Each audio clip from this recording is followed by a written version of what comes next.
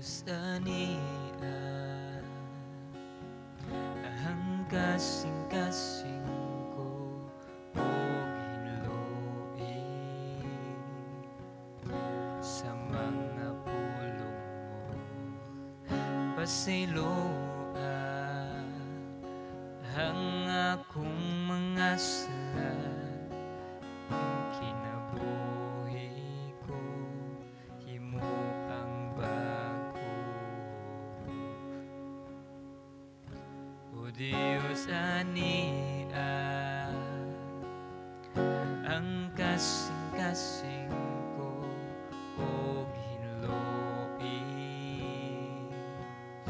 sa mga pulong mo pasiloa ang akong mga sala ning kinabuhi ko himo ang bago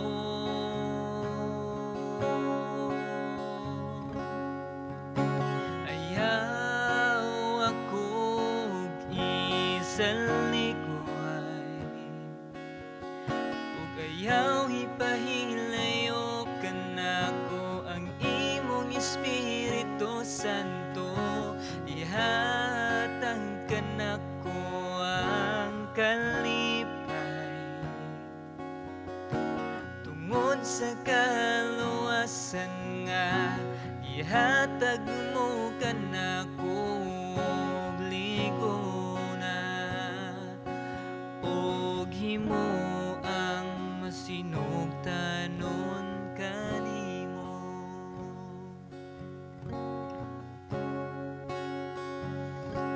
o Diyos ania ang kasing-kasing ko og hinluin sa mga pulong mo pasiloa ang akong mga sala ning kinabuhi ko himo ang bago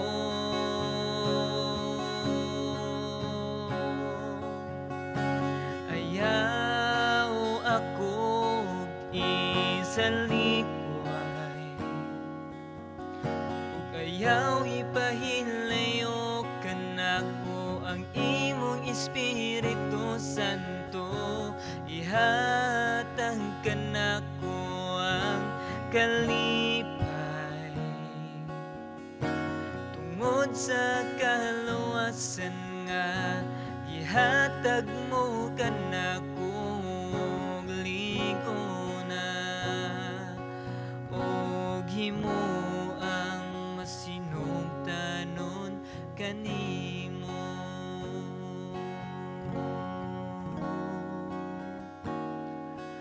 og himo og masinugtanon kanimo.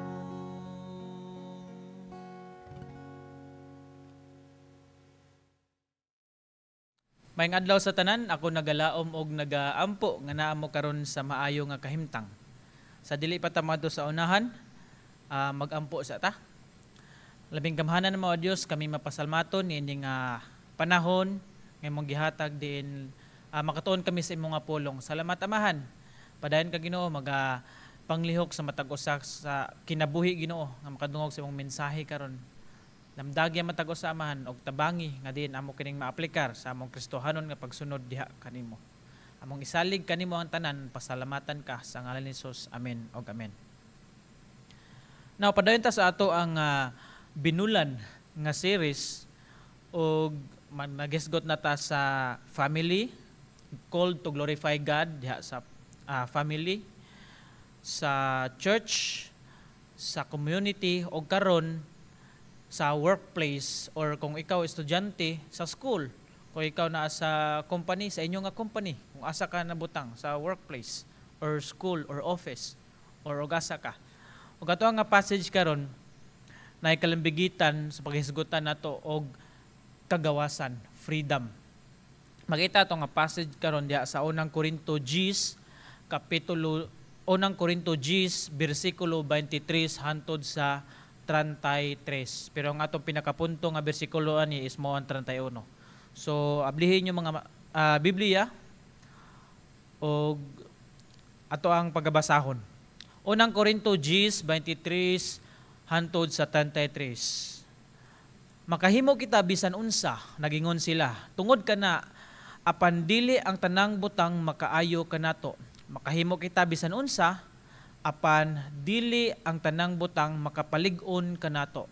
24 kinahanglan walay magtinguha sa kaugalingong kaayuhan kundili sa kaayuhan sa uban. Makahimo kamo sa pagkaon sa bisag unsang karne nga gibaligya diha sa merkado sa walay pag-agad sa inyong konsensya kay sumala sa giingon sa kasulatan ang kalibutan ug ang tanan nga anaa niini iya sa Ginoo. Kung ang dili magtotoo mudapit kaninyo sa pagpangaon og mihukom ka sa pagkuyog kaniya, kaon sa idulot kaninyo og ayaw pagpangutana tungod sa konsensya. Apan konsultihan kamo nga ang maong pagkaon gihalad ngadto sa mga Dios ayaw kaon. Ayaw pagkaon tungod kaniya nga nagsugilon niini kanimo og tungod usab sa konsensya. 29. Dili ang imong kaugalingong konsensya kun dili ang iya sa nagsugilon kanimo. Kung may mangutana, nganong butan man sa konsensya sa laing tao ang kagawasan ko sa pagbuhat? Kung nagpasalamat ako sa Dios alang sa akong pagkaon, nganong sawayon man ako mahitungod sa pagkaon nga akong gipasalamatan sa Dios? Busa, kung mukaon kamo o muinom o magbuhat og bisan unsa, buhata ang tanan sa pagpasidungog sa Dios. Paningkamuti nga dili kamo mahimong hinungdan nga makasala ang mga Hudiyo o mga dili Hudiyo o ang simbahan sa Dios tungod kaninyo. Sunda ang akong gibuhat, gipaningkamutan ko ang paghimuot sa tanang tao sa tanan kong gibuhat sa walay paghuna-huna sa kagalingon kong kaayuhan kundili sa kaayuhan sa tanan aron sila maluwas. Ang Dios na panalangin ng daan sa iyang mga pulong. So now again, ang pinakapunto na to nga bersikulo diri is mao ang bersikulo 31 nga bisan mo kaon ug mo inom buhaton nato para sa pagpasidungog, pagpahimaya or pagglorify sa Ginoo. So ato nga passage naghisgot og naay pagkaon pero mag-focus ta diri sa kaning freedom. Makahimo kita 23 makahimo kita bisan unsa naatay freedom ug nasayod ta nga nining kalibutan na nagpuyo ta nga adunay kagawasan, world of freedom. Sa ubang mga tao usa ni sa ilahang mga ibutang ta purpose ilang kinabuhi nga makabaton og kagawasan. Mao nang usa nga ilang gikuptan nga aduna sila kagawasan, makabuhat sila bisan unsa. Apan ingon nga kita nga tao dali kayo ta aning freedom mo gamit og wala tamasayod nga magamit ni nato sa maayo, magamit nato sa daotan in which wala nagpahimuot, nakapasudungog diha sa Ginoo. Og makanahon na ta, ang freedom ba gihatag nato ingon nga blessing or nahimo na hinuon nga tunglo para nato. So pwede nato gamiton ang freedom sa pagpakadaotan nga paagi nga illegal nga activity. Pwede nato gamiton ang kagawasan or freedom nga naa nato para makapahatag og kasakit ngadto sa laing tao. Pwede nato gamiton ang freedom, ang kagawasan nga naa nato nga makahatag og atong i-take advantage ngadto sa ubang tao. Aduna tay kagawasan sa pag-inom, sa paghubog-hubog, pagbuhat og kalawayan, bisan unsa ang matang sa pagkadaotan. Og nasayod ta kanang kagawasan sa inana nga paggamit is wala na nakahatag og himaya sa Ginoo og wala na nakahatag og kaayuhan. Sa lain usab kung atong gamiton ang atong kagawasan sa maayong nga paagi, siguro mag-start ta og business, mag-speak out ta og unsa ang kamatuoran, freedom na to. Freedom of speech, freedom na to nga mosulti kung unsa ang kamatuoran, freedom na to nga atong protektahan ang mga inosente, ang mga weak nga mga tao, Aduna tay kagawasan nga buhat na inana. Aduna tay kagawasan nga atong i-explore ang nainindot nga mga ideya og aduna usab tay kagawasan sa pagserbisyo sa atong labing gamhanan nga Ginoo nga mao si Hesukristo. O kana nga paagi sa pag-exercise sa kagawasan sa atong freedom is mao na ang nindot og makahatag og mahimaya diha sa Ginoo. So now ingon nga Kristohanon, unsaon nato mao ni ang question nato og atong pagahisgutan karon? Unsaon nato paggamit sa atong nga kagawasan responsibly nga makahatag kani og pasidungog o himaya diha sa Ginoo. So atong focus karon whether naa ka sa workplace, naa ka sa imong office, naa ka sa company, naa ka inside sa building or sa gitrabahuan, or ikaw nga estudyante, naa ka sa school or nagtrabaho ka sa eskwelahan, nagtrabaho ka sa munisipyo, bisan asa ka nga gibutang sa Ginoo, kitagaan kag kagawasan ug mao na pangutana unsaon nato din ato kaning magamit atong kagawasan, atong i-exercise nga makahatag og kaayuhan og himaya sa Ginoo. So now, matod pa ni Pablo, dapat patas tanan.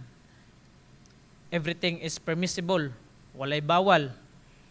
Pero ang pangutana, beneficial ba? So aduna tay upat ka butang nga atong pagatan-awon dire may tungod aning kagawasan. So in connection, ang paggamit sa kagawasan makapahimaya ba sa Ginoo or dili. So una nga butang, atong sigurdoon nga ang kagawasan nga anaa nato is makahatag og benepisyo. Magamit nato beneficial. Mao nang niingon si Pablo dira sa 23, makahimo kita bisan unsa. Ay freedom, makahimo kita sa bisan unsa. Tinuod kana apan dili ang tanang butang makaayo kanato. Makabuhat ta sa tanan. Mao ni ang usa sa mga popular nga quotation ning Pablo nga everything tanan makabuhat ta. Basin karon makaingon mo nga ang Biblia day okay day nagsulti ang Biblia okay day mabuhat ta tanan. Wa day bawal day. Tinuod walay bawal. Pero ang pangutana response ning Paul ning Pablo dire permissible. Pero makahatag ba siya og benepisyo? Makahatag ba siya kaayuhan nimo? So pwede ka mog tan-aw rag salida tibok adlaw, tibok gabi, pwede ka nga matogra tibok adlaw, tibok gabi, na kay kagawasan na kay freedom ana na pwede ra ka og pasakit tanan sa ubang tao, mangbungkag og relasyon, magbisan unsa pa ang imong pagabuhaton sa pagkaon, na do na kay freedom bisag unsa imong kanon, walay nagbawal nimo. Pero ang pangutana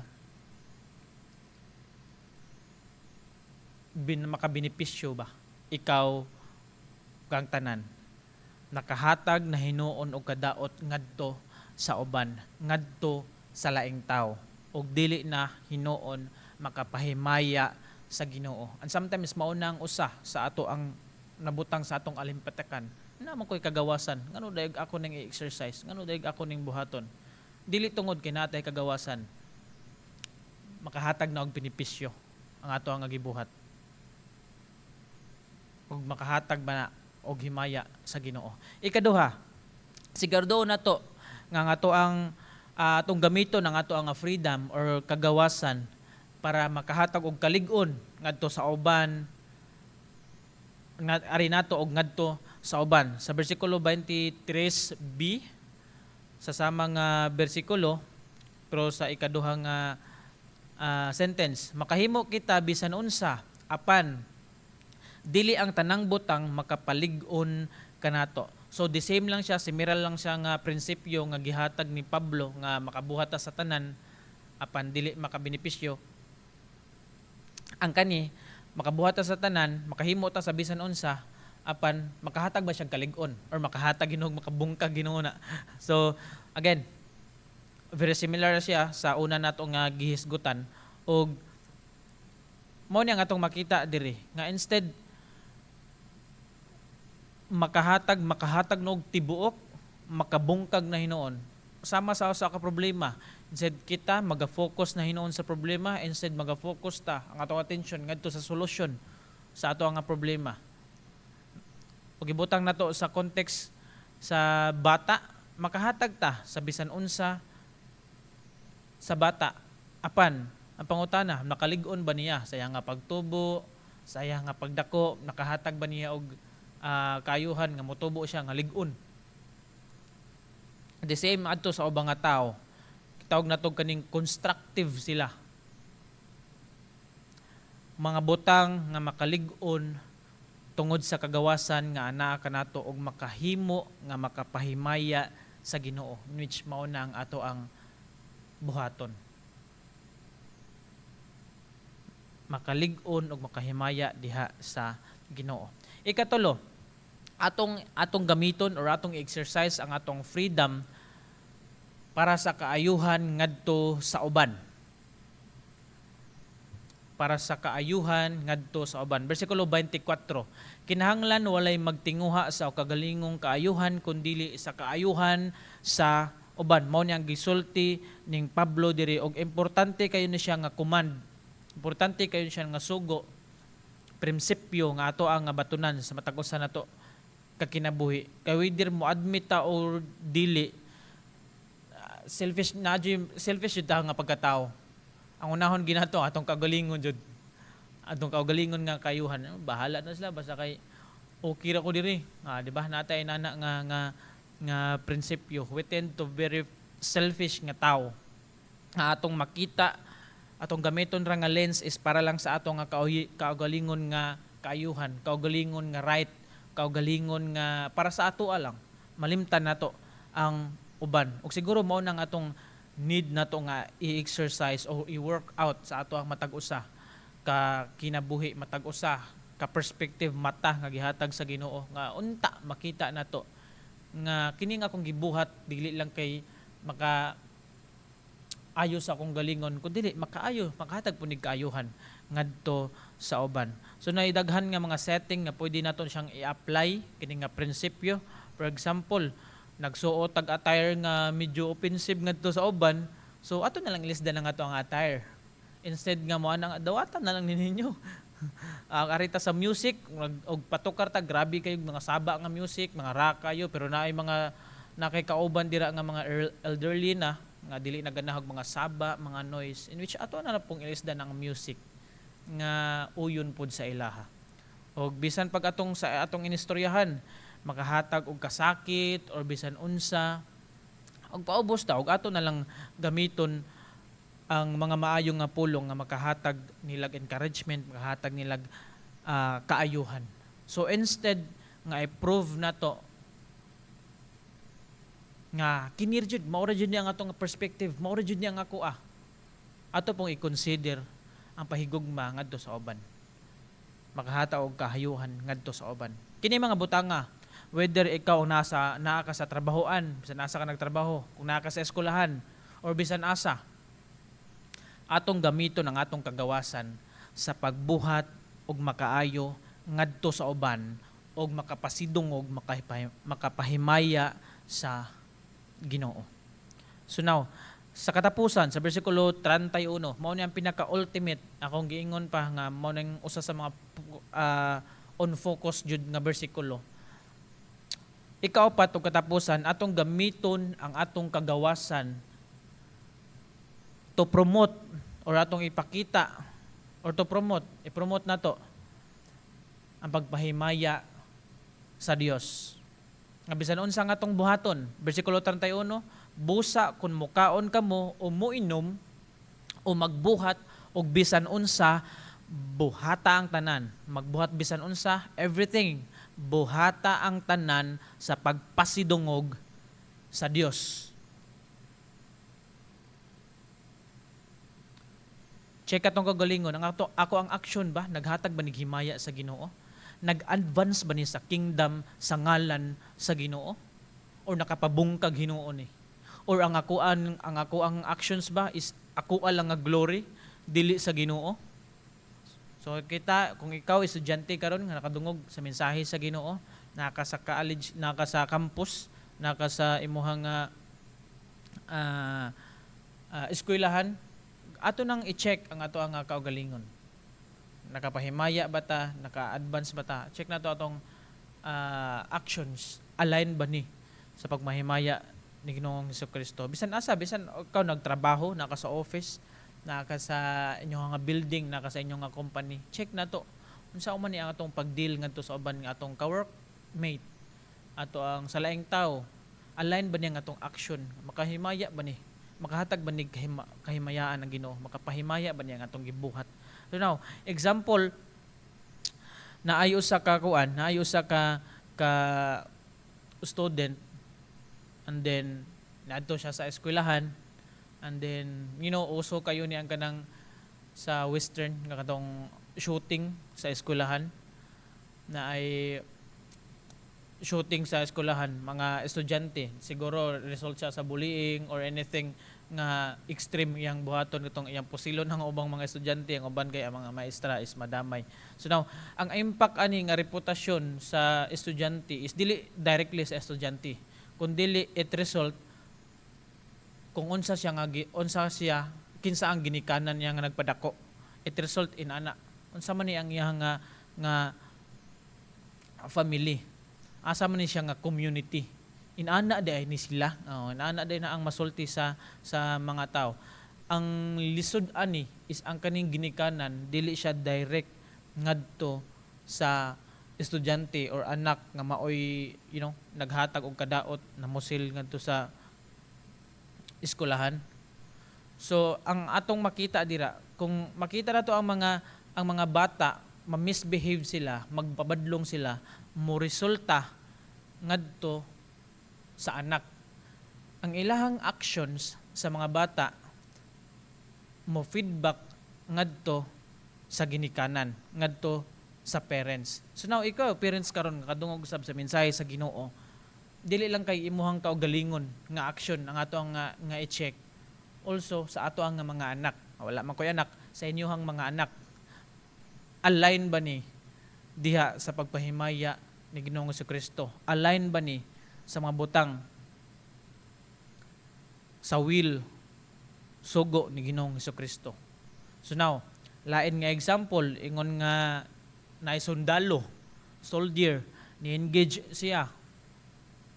Dayon nakabuhat siya og kanang sayop siya, kanang cruelty na gid iyang nabuhat na sayop. Ang mission failed, tanan, yabutanan, nya usa siya ka sundalo. So now, atong makita ang reputasyon dili lang kay ang iyang kagalingon nga reputasyon ang maguba, kundi kung unsa asa siya gikan nga nasod, kung unsa ang iyang gi-represent nga nasod is maoy maguba usab, mao na ang it result sa iyang nga action nga iyang gibuhat. The same sa eskwelahan, adunay mga duwa-duwa, bisan unsa nga klase nga duwa nga na ikaw kay nagpabadlong ka sa duwa, wala ka nagtarong, imong behavior kay bati, dili lang kay it reflects sa imong nga team, but it reflects also sa imong nga eskwelahan.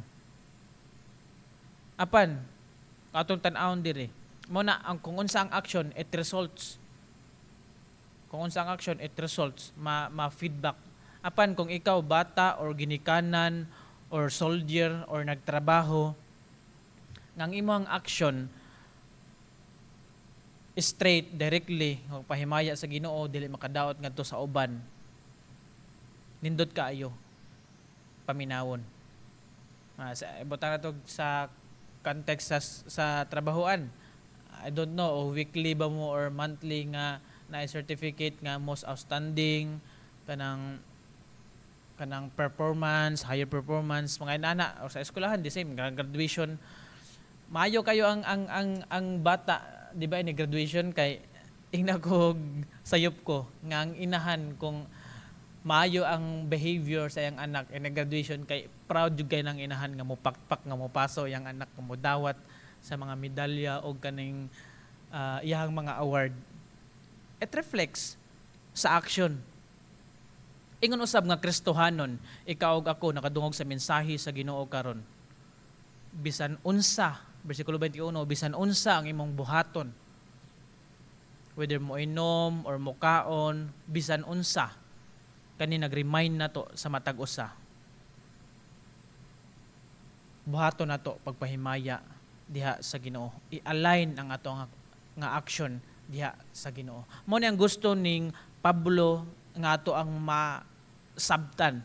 Nga ato ang action either nag-honor ba sa Ginoo or nag-dishonor sa Ginoo.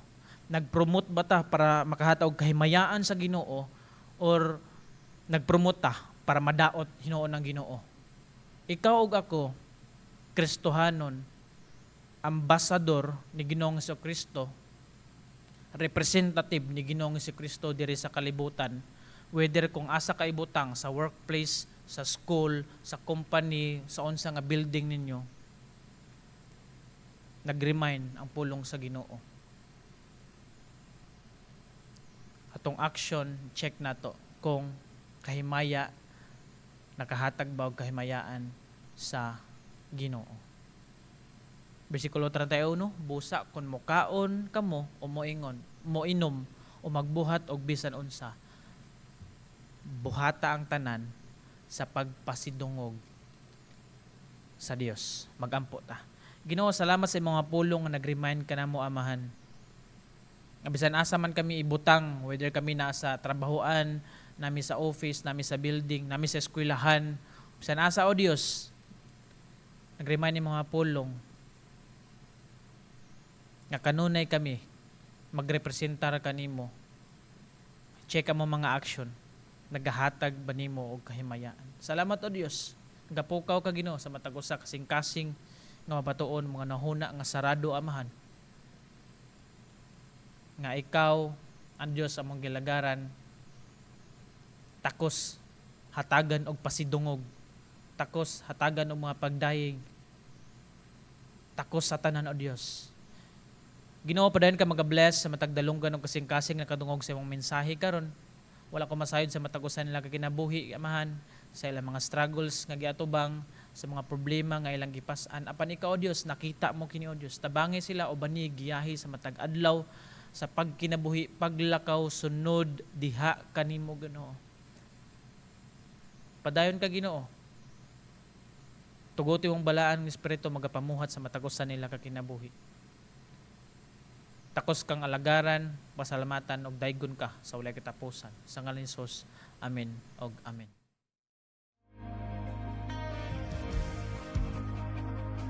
Join our regular Bible study groups. Talk to our pastors and church leaders to learn how you can join. Whether you've got a toddler, a grade 4 to 6 adventurer, or a grade 7 to 12 teen, our Sunday school has a spot just for them. Drop in at 10 a.m. to see classes where every age learns, plays, and grows together. Calling all youth and young adults. Join our Next Gen Fellowship right after 10 a.m. Sunday service. A place to connect, grow, and walk together in faith.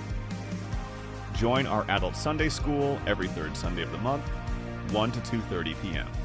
Our topic for 2026 is Christian ethics.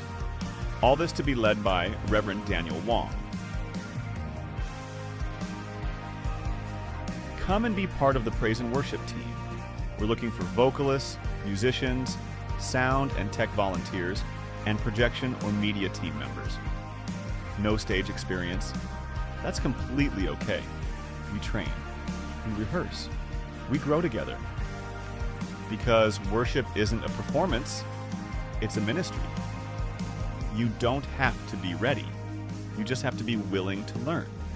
Volunteer and sign up now. Let's honor God by supporting His church.